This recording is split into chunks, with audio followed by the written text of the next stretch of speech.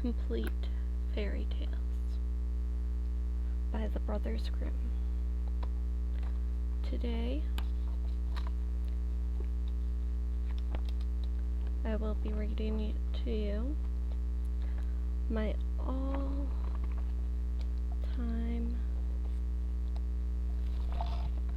favorite story.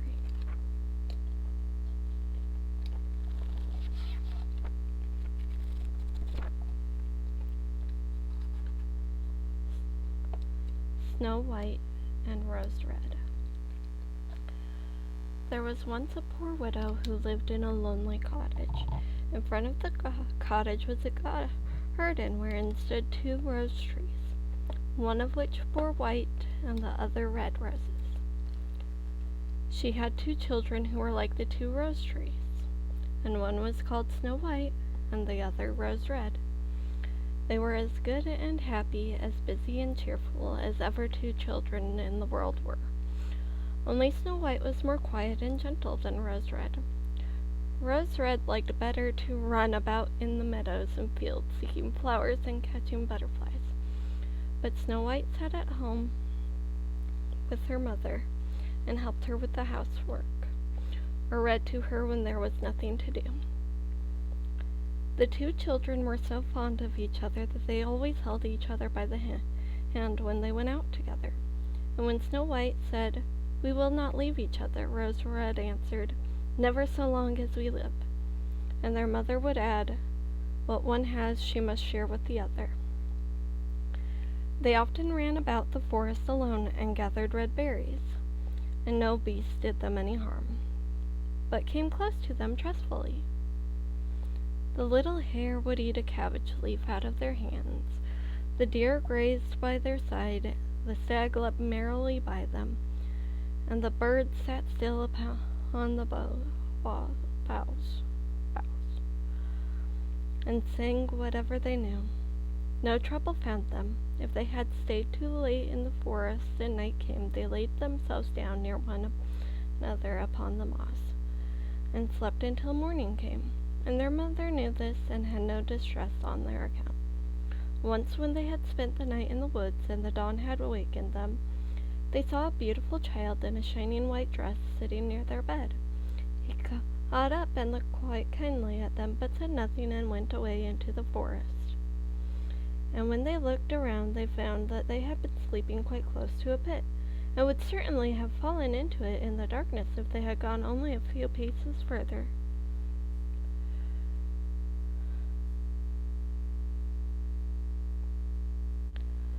And their mother told them that it must have been the angel who watches over good children. Snow White and Rose Red kept their mother's little cottage so neat that it was a pleasure to look inside it. In the summer, Rose Red took care of the house, and every morning laid a wreath of flowers by her mother's bed before she awoke, in which was a rose from each tree. In the winter, Snow White lit the fire and hung the kettle on the hob. The kettle was of copper and shone like gold, so brightly was it polished.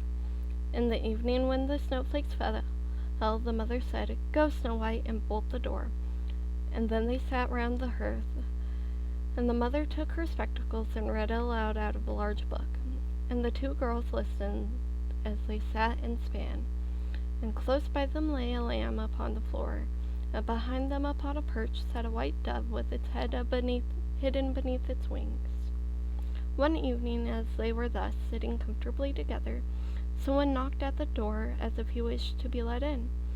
The mother said, "Quick, Rose Red, open the door. It must be a traveler who is seeking shelter."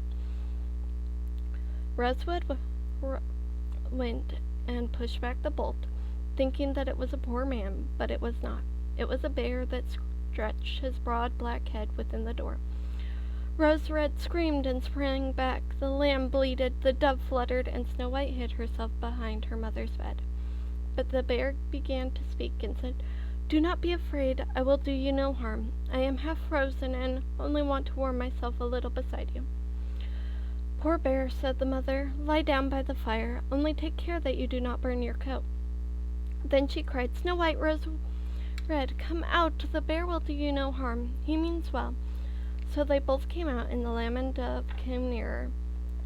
and were not afraid of him. The bear said, "Here, children, knock the snow out of my coat a little." So they brought the broom and swept the bear's hide clean, and he stretched himself by the fire and growled contentedly and comfortably.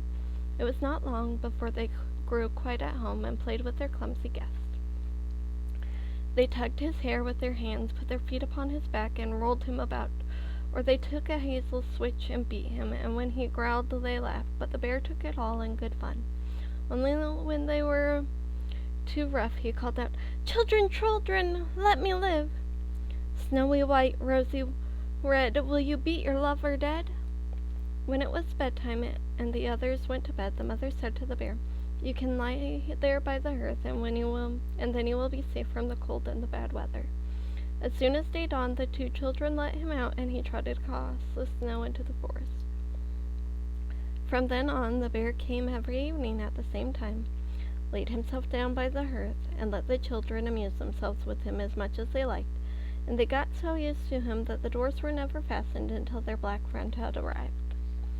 When spring had come and all outside was green, the bear said one morning to Snow White, "Now I must go away and cannot come back for the whole summer." "Where are you going, then, dear bear?" asked Snow White. "I must go into the forest and guard my treasures from the wicked dwarfs. In the winter, when the earth is frozen hard, they are obliged to stay below and cannot work their way through. But now, when the sun has thawed and warmed the earth, they break through it and come out to pry and steal. And what once gets into their hands and in their caves does not easily see daylight again." Snow White was sad that he was going away, and as she unbolted the door for him and the bear was hurrying out, he caught against the bolt and a piece of his hairy coat was torn off, and it seemed to Snow White as if she had seen gold shining through it. But she was not sure about it. The bear ran away quickly and was soon out of sight behind the trees. A short time afterwards, the mother sent her children into the forest to get firewood.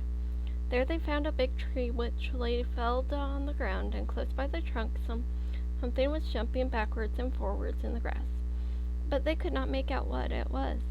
When they came nearer, they saw a dwarf with an old withered face and a snow-white beard a yard long.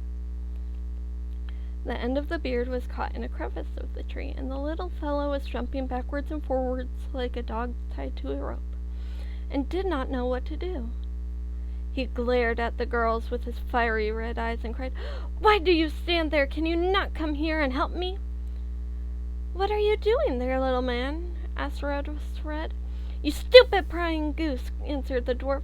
"I was going to split the tree to get a little wood for cooking. The little bit of food that one of us wants gets burnt up directly with thick logs. We do not swallow so much as you coarse, greedy folk. I had just driven the wedge safely in, and everything was going as I wished. But the wretched wood was too smooth and suddenly sprang apart, and the tree closed so quickly that I could not pull out my beautiful white beard. So now it is trapped and I cannot get away." And the silly, sleek, milk-faced things laughed. "Ah, how hateful you are!" The children tried very, very hard, but they could not pull the beard out. It was caught too tight. "I will run and fetch someone," said Rose Red. "You senseless goose," snarled the dwarf. "Why should you fetch someone? You are already too many for me. Can you not think of something better?" "Don't be impatient," said Snow White. "I will help you."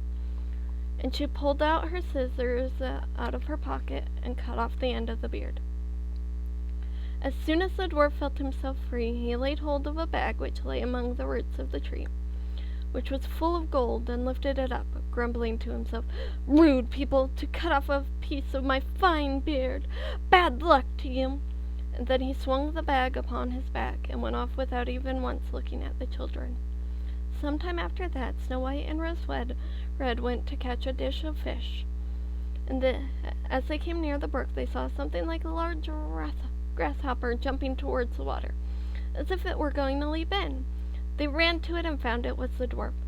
"What are you doing?" said Rose Red. "You surely don't want to go into the water."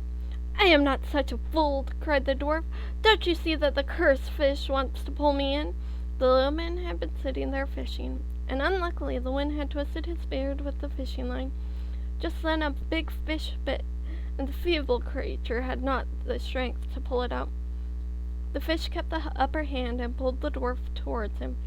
He held on to all the reeds and rushes, but it was of little good. He was forced to follow the movements of the fish, and was in urgent danger of being dragged into the water. The girls came just in time. They held him fast and tried to free his beard from the line, but all in vain. Beard and line were entangled fast together. Nothing was left but to bring out the scissors and cut the beard, whereby a small part of it was lost. When the dwarf saw that, he screamed out, "Is that civil, you toadstool, to disfigure one's face? Was it not enough to clip off the end of my beard? Now you'll cut off the best part of it. I cannot let myself be seen by my people. I wish you had been made to run the soles off your shoes." Then he took out a sack of pearls which lay in the rushes, and without saying a word more, he dragged it away and disappeared behind a stone. It happened that soon afterwards the mother sent the two children to the town to buy needles and thread and laces and ribbons. The road led them across a pasture upon which huge pieces of rock lay strewn here and there. Now they noticed a large bird hovering in the air, flying slowly around and around above them. It sank lower and lower, and at last settled near a rock not far off. Directly afterwards they heard a loud, piteous cry. They ran up and saw in horror that the eagle had seized their old acquaintance, the dwarf, and was going to carry him off. The children, full of pity, at once took tight hold of the little man and pulled against the eagle so long that at last he let his treasure go. As soon as the dwarf had recovered from his first fright, he cried with his shrill voice, "Could you have not done it more carefully? You dragged at my brown coat so that it is all torn and full of holes. You helpless, clumsy creatures!" Then he took up a sack full of precious stones and slipped away again under a rock into his hole. The girls, who by this time were used to his thanklessness, went on their way and did their business in the town. As they crossed the pasture again on their way home, this surprised the dwarf, who had emptied out his bag of precious stones in a clean spot, and had not thought that anyone would come there so late. The evening sun shone brightly upon the stones. They glittered and sparkled with all colors so beautifully that the children stood still and looked at them. "Why do you stand gaping there?" cried the dwarf, and his ashen gray face became copper red with rage. He was going on with his bad words when a loud growling was heard, and a black bear came trotting towards them out of the forest. The dwarf sprang up in a fright, but he could not get to his cave, for the bear was already closed. Then in the dread of his heart he cried, "Dear Mr. Bear, spare me! I will give you all my treasures. Look at the beautiful jewels lying there. Grant me my life. What do you want with such a slender little fellow as I? You would not feel me between your teeth. Come, take those two wicked girls. They are tender morsels for you, fat as young quails. For mercy's sake, eat them." The bear took no heed of his words, but gave the wicked creature a single blow with his paw, and he did not move again. The girls had run away, but the bear called to them, "Snow White and Rose Red, do not be afraid. Wait, I will come with you." Then they knew his voice and waited, and when he came up to them, suddenly his bearskin fell off, and he stood there a handsome man, clothed all in gold. "I am a king's son," he said, "and I was bewitched by that wicked dwarf who had stolen my treasures. I have had to run about the forest as a savage bear until I was freed by his death. Now he has got his well-deserved punishment." Snow White was married to him, and Rose Red to his brother, and they divided between them the great treasure which the dwarf had gathered together in his cave. The old mother lived peacefully and happily with her children for many years. She took the two rose trees with her, and they stood before her window, and every year bore the most beautiful roses, white and red. The end. Now that is my most favorite of the classic Grimm's fairy tales. It makes me happy and smile. Peaceful little story. I hope you all enjoyed that as much as I did. and I hope you sleep well. Good night. Good night.